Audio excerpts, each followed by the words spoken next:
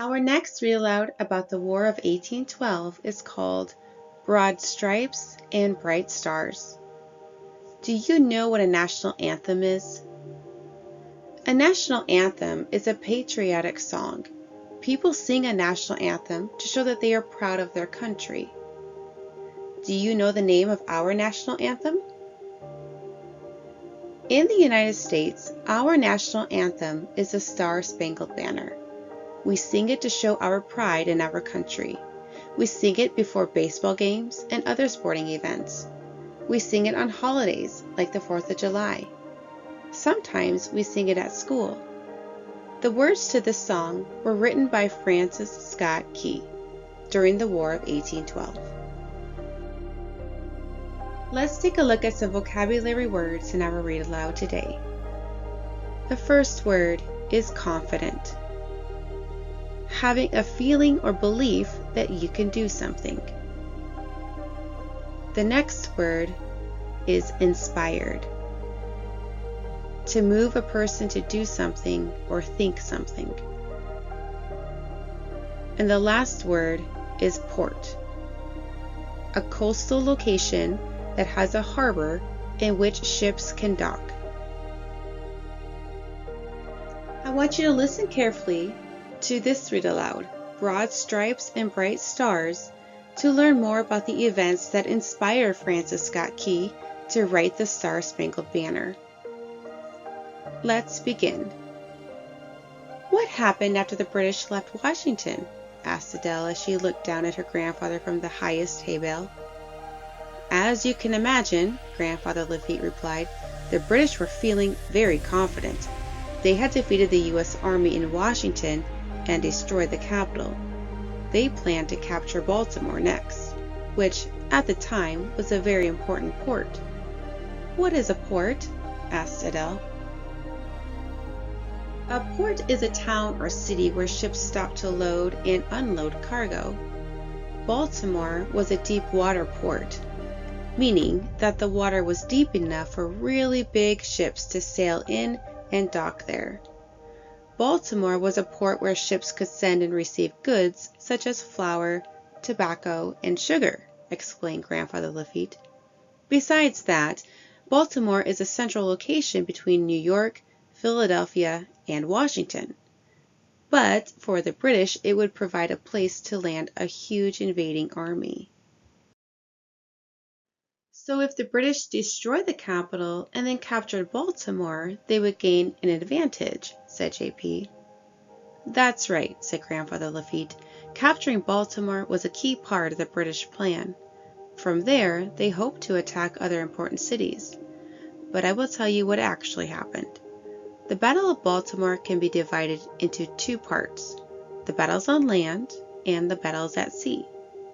The British general in charge of the attack on Washington, D.C., thought that they could capture Baltimore as easily as they did the capital. That's not what happened, though, continued Grandfather Lafitte. The people of Baltimore knew that the British were coming, and they prepared themselves for a fight.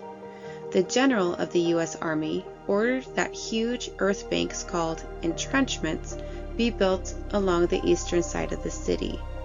They knew that the British soldiers would have to begin their attack there. Sure enough, one September morning, the British landed several thousand soldiers at a place called North Point. What is an entrenchment? Adele repeated the word she didn't understand as she dangled a long piece of string above a barn cat's head. Entrenchments were like trenches dug into the ground or sometimes walls built above the ground. The entrenchments acted as a defensive wall and as a means of targeting the advancing army, explained Grandfather Lafitte. In addition to building the entrenchments, the army got ready to defend Fort McHenry. Was the purpose of Fort McHenry to protect Baltimore's harbor? Asked JP. Yes, Fort McHenry was a defensive fort located right on the bay. It was built in the shape of a 5-pointed star. Soldiers were perched on the tip of each star point to protect the fort from all directions. The major knew that they had to try to keep the British soldiers out or they would surely lose. the British soldiers began to advance in the city. They kept coming until they were finally pushed back by a large U.S. army. "Did the British give up?" asked JP. "Not yet," replied Grandfather Lafitte. "They withdrew and set up camp." The next morning the battle continued. The British marched right up to the entrenchments at North Point. This time, they didn't just face a larger U.S. army, but lots of cannons and other weapons too. The British quickly realized that they were outgunned. They retreated, and we won the Battle of North Point. "But what happened at Fort McHenry?" asked Adele. "That's quite a story," said Grandfather Lafitte as he laughed quietly. "The people of Baltimore had imagined that they were in for a long, hard fight, and so they prepared for one. Besides building entrenchments, they stored supplies. They even sank some of their own ships so that the British would not be able to sail into the harbor." "They sank their own ships?" asked JP, astonished. "Yes, they did," explained Grandfather Lafitte. "Another important part of the preparation included the creation of a new flag for Fort McHenry. The commander of the fort, Major George Armistead, wanted a flag so big that the British sailors would be able to see it from far away. A lady named Mary Pickersgill was asked to make the flag." "I read a book about this once," said Adele. "Mary Pickersgill needed help to make such a big flag." "She did indeed," replied Grandfather Lafitte. "Her daughter, her 2 nieces, and a young apprentice helped. The flag that these 5 women made had 15 stars and 15 stripes. When it was finished, the flag was as large as a house. It was actually bigger than the room they were making it in. Mary Pickersgill's flag measured 30 feet tall by 42 feet wide. It was carried to the fort and would later be hung on a giant flagpole. Do you know how many stars and stripes our flag has today?" "There are 13 stripes and 50 stars," JP said confidently. "The 13 stripes represent the 13 original colonies, and the stars represent our 50 states." "Excellent!" exclaimed Grandfather Lafitte. "Now, let's get back to the story." Before long, the British began firing rockets at Fort McHenry. At first, the British ships were too far from the fort for the U.S. soldiers to be able to return fire. For more than 24 hours, the British pounded the fort. With little return fire, the British ships sailed closer and closer to the fort. Once they were close enough, though, our soldiers were able to return fire. "That must have sounded like a terrible thunderstorm," said Adele. "Probably louder than fireworks on the 4th of July, added JP. "Did we hit any British ships?" asked JP. "We sure did," said Grandfather Lafitte. "In fact, the British ships were forced to pull back. They kept firing, though. However, early the next morning, the British realized that they had not been able to take over the city. They stopped the attack, and the British ships sailed away. During the night, the fort had flown a smaller flag, but as the British stopped firing and prepared to sail away, General Armistead directed the army to raise the enormous flag that Mary Pickersgill and her helpers made." "Wow!" exclaimed JP and Adele together. Grandfather added, "A man named Francis Scott Key watched the whole battle that night from a boat just outside the Baltimore harbor.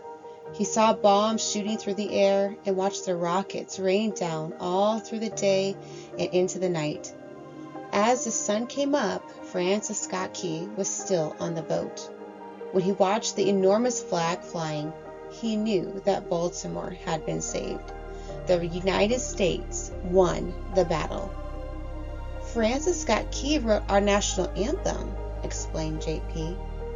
"That's right. The events that morning inspired Francis Scott Key to write a poem that later became our national anthem," added Grandfather Lafitte. "Come on, JP," announced Adele. "Let's sing the national anthem for Granddad." The two children stood up in the warm sunshine and looked at their grandfather. Together, they sang the words that Francis Scott Key was inspired to write that morning so long ago. Oh, say can you see, by the dawn's early light, what so proudly we hailed at the twilight's last gleaming, whose broad stripes and bright stars through their perilous fight o'er the ramparts we watched were so gallantly streaming, and the rocket's red glare, the bombs bursting in air, gave proof through the night that our flag was still there. Oh, say does that star-spangled banner yet wave o'er the land of the free and the home of the brave? When the children were finished, Grandfather Lafitte smiled proudly at them. With his arms around their shoulders, he said, "Why don't we head back up to the house for a late afternoon snack? You might even hear something about those pirates, too."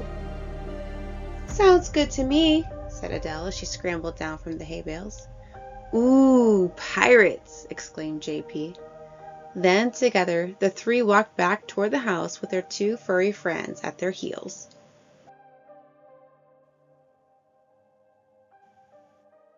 Here are some discussion questions. Feel free to pause the video in order to allow time to think and discuss. What did the people of Baltimore and the Army do to prepare for the British? What was Mary Pickersgill asked to make? Why did the British want to capture the city of Baltimore? Why was it important that Baltimore was a deep water port? Why did the commander of Fort McHenry want such a large flag?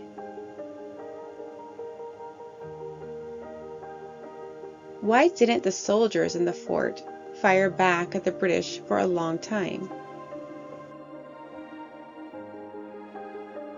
What did Francis Scott Key see that inspired him to write the Star-Spangled Banner?